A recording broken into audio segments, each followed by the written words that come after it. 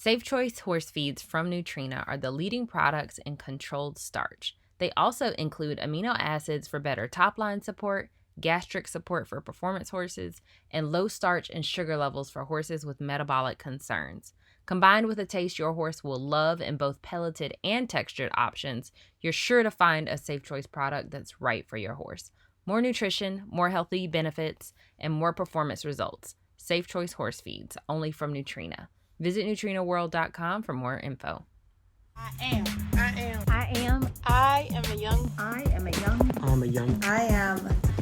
young black equestrian. I'm a young black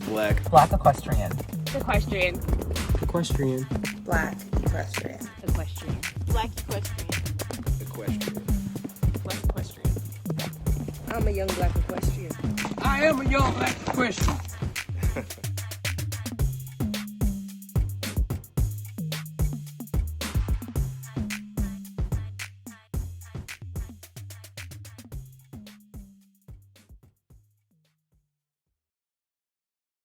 Hey, everybody, and welcome back to another episode of Young Black Equestrians with your host, Aubriana Johnson. Today, I wanted to talk about some things that can help you as a horse owner going into the wintertime. I know that we have a lot of people who maybe you don't get all 4 seasons like we do here in North Carolina, or maybe you're on the other side of the world and it's about to be summer for you. If so, I apologize. This episode, might not be for you. But for those of you that are getting ready to go into winter, it's fall time right now. It feels amazing outside, but we know that we are needing to use this time to prep for the winter and to make sure that we've got everything that we need before we get any sort of inclement weather, because we know that climate change and all the things that the world likes to throw at us. And I mean, it is 2021. What's left? What is left? What is left to happen to us, y'all? I don't know, but we're gonna be prepared.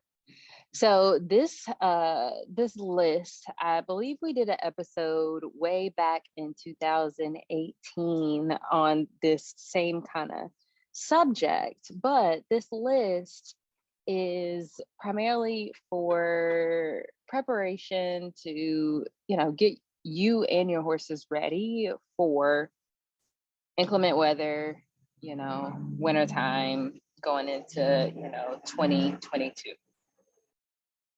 Now, when I'm going to share this list on our Instagram and Facebook pages as well, if you don't catch everything, so don't feel the need to write everything down. But I noticed over the last, 2 years that we've been doing this podcast, so many of our YBE fam are getting horses for the first time. They are, purchasing horses that they've leased previously. They are moving with their horses, picking up new, job opportunities, all types of things. And so I just wanted to give a brief rundown of our list of 10 things for horse owners to check for and to make sure they do before we get into the cold, nasty weather that all horse people loathe. So let's go ahead and get into this list. The very first thing is cleaning any type of refrigerator that you have for horse stuff. I know if you have a barn, a lot of times barns will have fridges or mini fridges where they house medications, drinks for, the people that come into the barn, boarders or staff, food, anything like that. We know how nasty barns can get. And I think a lot of things have changed as far as cleanliness when we talk about the pandemic, but sometimes the refrigerator gets forgotten. So the very first thing you can do to prep for wintertime is to clean your barn fridge or clean your outside fridge. That will help, reduce any just stickiness, any dust, take out any old carrots or treats, or even check your medicine. Check the medicine that you have in the fridge and check for expiration dates. Check for anything that you need to throw away, anything that may have spilled, anything that is open that should not have been sitting there open. Go ahead, get that stuff cleaned and thrown away. And then if you need to purchase anything else, like say if you had to throw away medications, like, okay, this is the medicine that I need to purchase for my horse, my donkey, my mule, whatever, uh, with my veterinarian before we get into the wintertime and it's harder to get them out. The second thing that you can do to prepare for wintertime is to check your blankets and your summer sheets, any type of sheets that you have been using throughout the year. The last thing that you want is to need a blanket or need a sheet or decide that you want to start sheeting and you pull them out and they either have been chewed through, because we all know when we keep stuff out in the barn, sometimes mice get in it.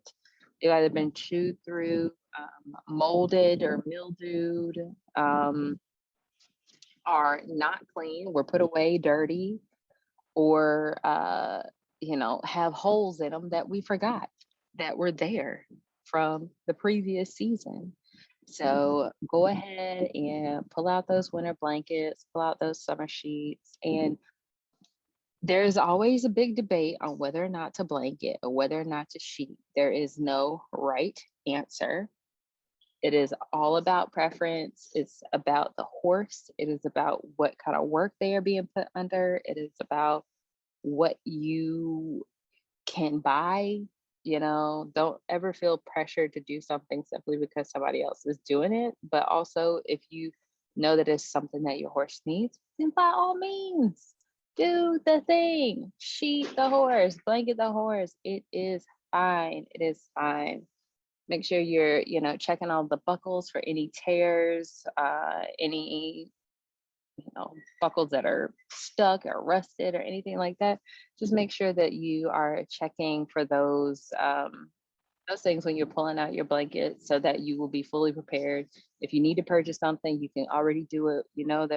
Going into the holidays, shipping is insane. It usually, triples the duration between actually being shipped and being delivered. So some of those things that you're going to need, quickly, go ahead and know that you need to order those things now, or go ahead and order them now. The third thing that you can do to prepare for winter time is to check your weatherization equipment, or check the weatherization of your equipment. Abriana, what does that mean? Well, I'm going to tell you. Okay, the weatherization means like when you have spigots outside and any like equipment, any pipes or anything like that, making sure that they're well insulated so that they don't freeze, because the last thing that people want to come into is either into their barn or, go out to the pasture and you try to water the horse and the pipes have either burst or frozen over. That is definitely not something that you want to have happen, or that is a super easy fix. I mean, it really causes a major inconvenience. So weatherizing everything from pipes and spigots outside, there are so many different things you can use, so many different hacks, so many different tricks. Knowing what you're going to use to weatherize water troughs, if you have water troughs outside, knowing what you're going to use to weatherize your water hoses. And you don't even have to really weatherize water hoses. It's really just making sure that they're drained out every day. If you get really, below freezing temperatures, making sure that the water hoses are well drained so that they don't freeze overnight. and making sure that everybody in the barn or wherever you board or wherever you keep your horses is on the same page. And they know, like, hey, don't do this, because we do not want frozen water hoses. All right. Not only that, you want to make sure you have some sort of protection for your equipment. If you have a barn or if you are using equipment at a barn, tractors, ATVs, gators, mules, things like that, making sure that the actual equipment is, good to go as far as being protected from freezing temperatures.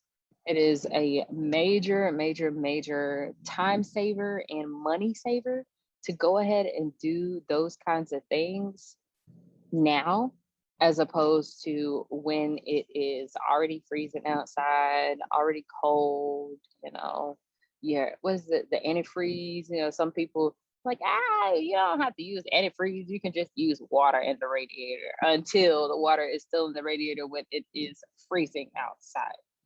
Use antifreeze. Go ahead. You can tell I'm from the country. Okay. Go ahead and make sure those things are done now so you don't have to do them later. The next thing that you can do to prepare for winter is to secure your hay. Secure your hay. If you do not feed hay during the summertime, if your horses are out on pasture, that is all well and dandy. I'm all about the pasture life, but we all know that the grass don't want to grow. They don't want to grow in the wintertime. So making sure that you have your supplier and your storage for hay before you get in the wintertime. I swear every winter I go and you're in these Facebook groups and you see, like, where can I get alfalfa? Where can I get Timothy Orchard? Where can I get da, da, da? My supplier fell through. The hay didn't come. The hay is frozen in Pennsylvania. Like, the hay is stuck. Da, da, da, da. I didn't get my delivery on time. Raise your hand right now. Doesn't matter where you are. Raise your hand if you have seen something like that. Yeah. So make sure you know where you're going to get your hay from. Get deliveries early if you can. I know hay storage is difficult in many places. So if you can't store it on your own property, like larger amounts, whether it be round bales or square bales, make sure that you at least know where you're getting it from and, have a relationship with that supplier so that they can at least tell you when they're about to run out, when they're headed to do their next shipment, so that you can, have that constant supply because you have a good relationship with them. Make sure that, wherever your hay is being stored, that it is safe. The veterinarian that took the first chance on me when I wanted to do vaccine clinics at trail rides here in North Carolina, his residence, his barn, he had a barn dominium. His barn and his home burned down last week or earlier this week. And, I have no idea, the situation behind it. I have no idea the cause or anything like that. But when we're thinking about hay storage, fire is one of the biggest concerns that a lot of barn owners have. So making sure that wherever your hay is kept, it is safe. There's no smoking in your barn. It's dried grass, literally can ignite at any time. So make sure that your hay storage is a safe place, and that, again, you have people understanding, the importance of not smoking around the hay, not having any bonfires near the hay, all that stuff. The next thing that you can do to prepare for the winter is to check your fencing. Now, this is something that obviously should be done before winter time. But if you're, I don't know. I don't know if they get snow in South Carolina, but we get snow in North Carolina. And so a lot of times it doesn't even come in the form of snow. It is ice. We get like ice storms. And so it's important for us to make sure, if we have any overhanging limbs or, any vines, any sort of vegetation that's like over the fencing, that we make sure that we don't, or we make sure that we cut that stuff back. Because when it comes to like ice storms and snow and, it sticks on to those tree limbs and it just hangs them down. And that can really affect your fencing, your fence lines, things falling onto the fence, whether it be wood or some sort of electric wire. It really doesn't even matter. Making sure that you are cutting that stuff back just in preparation of some sort of cold weather happening. I'm definitely gonna have to do that at my house where my horses are, because we have an area where I put up temporary fencing in the hopes that we would get some more T-posts to make it permanent later on. But later on has happened and we still haven't done it. So I know that that's going to be something that I have to do, because it's at the very back of the pasture. You really can't see it unless the horses have gotten out, or unless you already go down there and you see what's going on. So check the fencing. It's getting darker earlier now. So, our daylight time, especially if your pasture's not in a place where it's well lit all the time, our daylight time is getting a lot shorter. So, making sure you're able to get out there and see what's going on, see the current state before it gets too dark. That is very, very important. All right, that was number 5. Number 6, securing feed bags and containers. I've been in so many different, barn environments. It's, feed being in everything from trash bags to barrels. And I mean, not trash bags, trash cans to barrels to, big bins to, like an automatic feeder thing. Like there's just so many freaking options. But what happens when it gets cold? Who comes inside? All the critters, right? All the critters come inside. And so we know that there are going to be more mice in barns and in feeding environments when it gets cold outside. So go ahead and make sure that your feeding situations are secure, because you don't want any mice coming inside and chewing up all your stuff and getting into your trash cans and, destroying your food, because it's gross. It's really gross. I'm not telling everybody to get a barn cat, but I'm sure there are cats out there that love mice and would love a home with you in your barn. So go save a life so you don't have mice. That is my PSA to you. And we are going to get into the last 4 after a word from our sponsors. There's a reason many professional riders are such big fans of Nutrina's ProForce feeds. Winners align themselves with winners, and they know choosing high-quality nutrition is one of the biggest ways to give their horses a leg up in the arena. ProForce is the only feed on the market with rebound technology that helps your horse recover faster so you can keep winning. All ProForce products also include marine source calcite to support gastric health and help maintain a normal stomach pH. Visit neutrinaworld.com for more information. Fuel the win with ProForce. All right, let's get back to it. Number 7. All right, let's just run down the list real quick. So we talked about cleaning a barn fridge, checking your winter blankets and summer sheets. On that note, Go ahead and get your summer sheets, your fly sheets, all that stuff clean, put away. The flies are going away. Get that stuff clean before it costs a lot of money to get them done. Number three was check weatherization equipment for your hoses, your spigots, your water troughs, as well as your equipment. Securing your hay stores, your storage and your supplier, check your fencing, secure feed bags and containers. That was number six. Let's get into number seven. Deworming. What have you learned about deworming?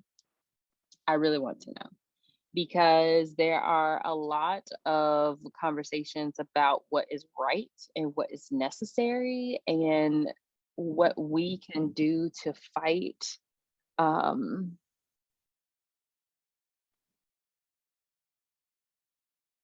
I am blanking on the word. I think it's anti-helmintic resistance. Anyways, when the point is when we overuse dewormer, the worms start to grow resistant to the medicine. So it is recommended now to be a lot more intentional when you're deworming your horses, and not necessarily just doing it by rotation, like, oh, we use you know, one dewormer in the spring and one in the summer and one in the fall. Like, no. At this point, the recommendation is to check stool samples. Make sure your horse even has worms. Are there worms to deworm against? You know, if you start seeing like botfly eggs on their legs and things like that, then you know specifically what kind of dewormer that you need. But the current recommendation for veterinarians is to do like a fecal egg count, see what dewormer is going to be needed and only use that. That can save you money in the long run. You're not deworming a whole bunch of horses that don't need it. You're not deworming with the wrong dewormer. You're not spending money on this expensive dewormer that people have convinced themselves cures COVID. I don't even know what that's about, but that's on the 2021 COVID bingo board at this point because what, y'all? What? Wild. Um, but it can save you money. It can save you money in the long run. It sounds like a headache. You know, a lot of people, you know, have difficulty, you know, reaching veterinarians or you know, trusting veterinarians. Like I completely get it. So do what is best for you. But current recommendation is to figure out what it is you actually need and only spend money on that if you need it. So deworming for the fall can be super important, especially as we get new horses in. We're about to get into the point they recommend deworming after the first frost so that whatever worms come out can be frozen and die instead of, you know, any worms coming out and reinfecting horses. So consult with your veterinarian, get the best information for your area, get the best information for your horse, and do that. Number 8, the eighth thing that you can do to get yourself ready for the wintertime is to restock medical supplies. I kind of touched on this a little bit earlier, but you know, fall, like there is nothing better than like a fall trail ride. There is nothing. There are very few things better than a trail ride in fall. You know, this is like prime riding time. The horses aren't super hot and exhausted, although for some people they prefer the horses that way because they're slower and easier to manage. But this is the prime riding time for me. But that being said, if we're going to be more active with our horses or, you know, doing more stuff with them, we need to make sure that we have what we need just in case something bad happens. So restocking medical supplies in your barn or even in your home, first aid kits for people, first aid kits for horses. That includes any medications that they will let you get, Banamine, Bute. Um, I'm not going to just list out medications that veterinarians give to their clients because some people need more than others. But we know that when it gets cold, that there is a higher incidence of colic, right? Colic is the number one killer of horses today. So with the weather changes and, abrupt shifts in temperature, horses are more bound to have these sorts of GI issues, to have ulcers if they are stuck inside more, if their turnout has changed. Any kind of change really will affect a horse's GI system. So we really need to be keeping a lookout for colic type issues, and Banamine is definitely something that you need to have on hand for that, and know how to give it. Know how to give it.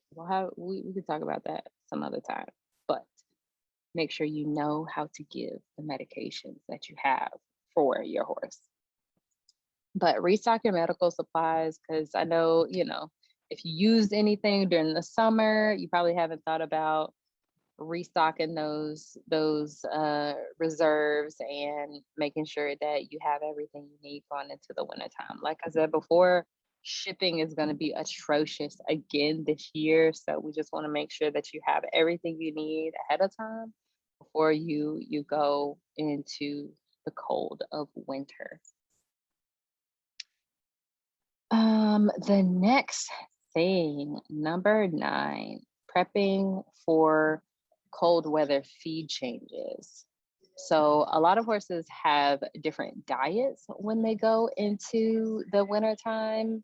They are either not in work as much, or in some instances, they're working harder. They're gone from being turned out and working in the outdoors to be installed and working in the indoors. There's no telling how feed can change because of that. A lot of people are cutting hay now, and they're getting new hay shipments. So although, your hay can come from the same place, sometimes there's differences. And so preparing for cold weather feed changes, excuse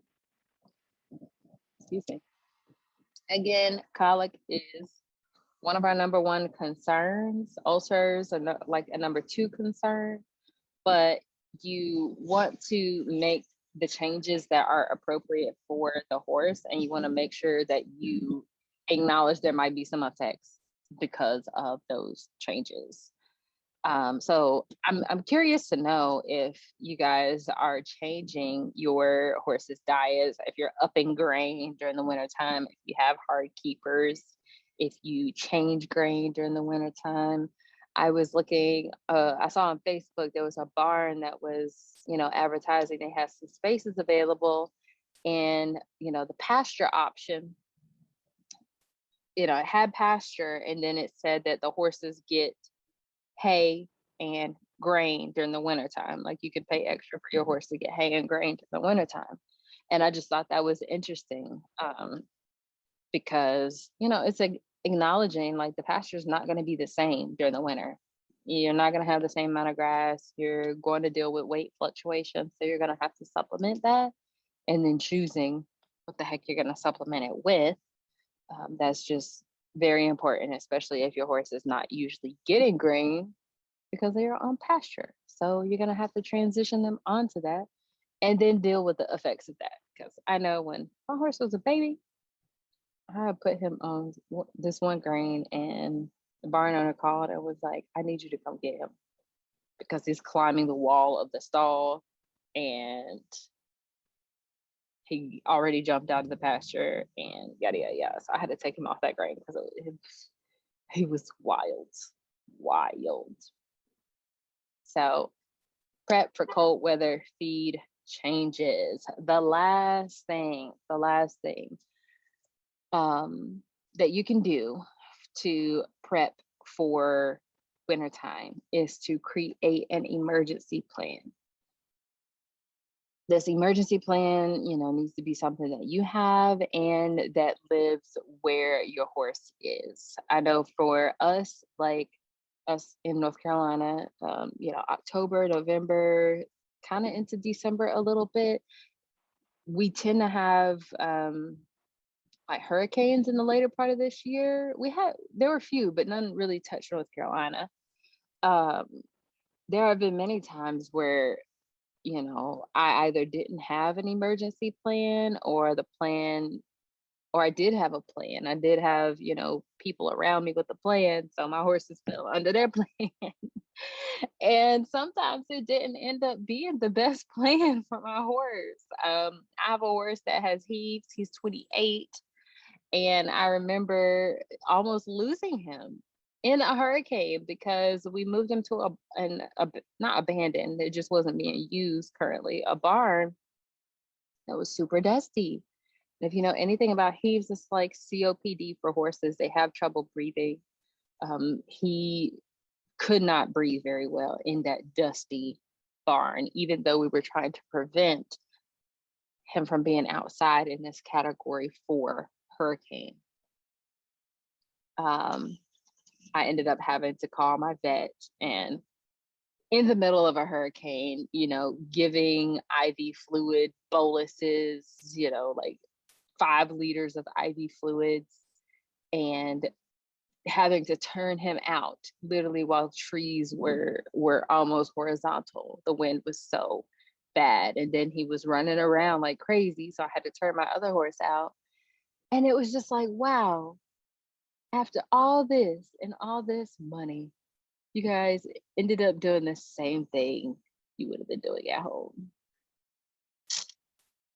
Great. So making sure you have a plan if you either have hurricanes or if it's really cold, what are you gonna do? If your water spigots freeze, what are you gonna do? How are you gonna get the horses water? Oh, I can't believe I forgot about this, or I didn't mention it specifically, but make sure if you're gonna have a water trough heater, make sure them bad boys work now. Because when you go to buy one this is October, November, December, especially in my area, they're gonna be gone because people are realizing, oh shoot, my water trough heater from last year doesn't work. So let me buy a new one. And that's not something that a lot of, tractor supplies and feed stores just keep year round because a lot of times they don't need it, right? So make sure that you have your water trough heaters and stuff, whether it needs a new cage, whether you need to get an all new one, whether, the electricity. A lot of times some horses don't like the electricity, I guess, whatever, the thermal things in the water. So they decide they don't want to drink it. These are the things you need to know before you end up in some sort of frozen weather emergency. Just making sure that these things actually work. Some of the buckets that you can plug in, it's like a regular, was that like 5-10 gallon buckets? I can't remember, but they're heated buckets that you plug in. So it's so easy to pull those cords out the back, and then all of a sudden the thing doesn't work. Like, you definitely need to make sure you have all those things now. And, make sure you have enough for the herd you have, just checking the supplies and just running down the list and making sure you have everything. Making sure you have updated contact information for horse owners if you're in a situation where you're around other horses that are owned by other people, making sure you have your updated contact information on file with your veterinarian. All of these are a part of making sure this emergency plan, in the event of inclement weather, works best for you. If you are in a situation where you can't come out to the barn, say you're in a self-care environment, having explicit instructions, like, this is what I do for my horse, like, so and so, you're already there, I will pay you cash monies, but this is what I need you to do. Because I know sometimes in the past I had been unable to get to my horses if they're in a boarding, if he was boarding, and I had to call on somebody else to feed them and take care of them. So that is the last thing that you can do to get ready for winter time. I am interested to know what else might be on your list for preparation for the winter. I think that there can be so much more added to this list, but these are the basics. These are some of the key things to look out for, whether you're in a boarding environment or you have your horses on your own, on your own property. Asking your barn owner, like, hey, what do we have in place? Like, is there anything I can help with? Is there anything that you need? These are some of the things I'm looking out for. It is okay to have these kinds of conversations, especially if you are in a place like me that the weather is there's no guarantee that it's going to be great. There's no guarantee that it's going to be bad, but being prepared is the name of the game when it comes to having horses and dealing with a place that has all 4 seasons. So thank you so much for tuning into this episode. Head over to socials and let me know what kind of things that you have, what kind of things you're preparing for the winter time. And if any of these really resonated with you, or if you have a story where one of these things was like, yes, this is definitely something I need, because let us know. Young Black Equestrians on Instagram and Facebook. All right, I will see you guys in next week's episode. Bye. Thank you for tuning in to another episode of Young Black Equestrians. Head over to our Facebook or Instagram pages and let us know what you thought about that episode. Leave us a review on Apple Podcasts and have the opportunity to be featured in our next episode. See you next week.